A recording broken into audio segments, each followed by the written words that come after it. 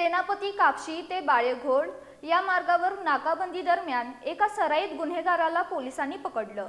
विकास मोहिते असं त्याचं नाव असून त्याच्याकडून 12 बोअरच्या 2 रायफल, 2 जिवंत काडतुस आणि मोटारसायकल असा सुमारे 95,300 रुपयांचा मुद्देमाल जप्त करण्यात आलाय।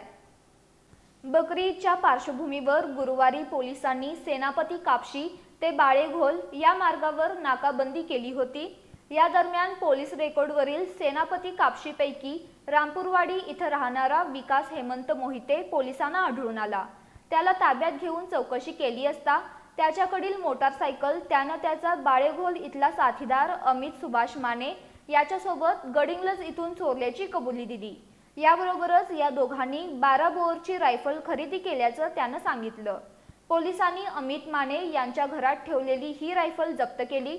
बाळेघोल इथल्या संभाजी नाना पारळे याच्या मालकीची 12 बोअरची रायफल ही याच गावातील विवेक प्रशांत परीट हा वापरत असल्याचंही त्याने सांगितलं। त्यानुसार पोलिसांनी विवेक परीट याच्याकडील रायफल आणि 2 जिवंत काडतूस ही जप्त केली।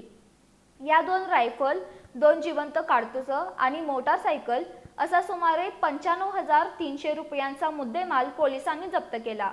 या प्रकरणी विकास हेमंत मोहिते याला अटक करण्यात आली आहे। पोलीस अधीक्षक निलोत्पल बसू, शहर पोलीस उपअधीक्षक प्रिया पाटील यांच्या मार्गदर्शनाखाली सहाय्यक पोलीस निरीक्षक क्रांती पाटील, पोलीस उपनिरीक्षक अनिकेत कुंडले, सहाय्यक फौजदार राजेंद्र जरग, पोलीस हवालदार बजरंग पाटील, राहुल केने, सचिन साळुंखे, खुशाल शिंदे आणि रोहित खाडे यांनी ही कारवाई केली आहे।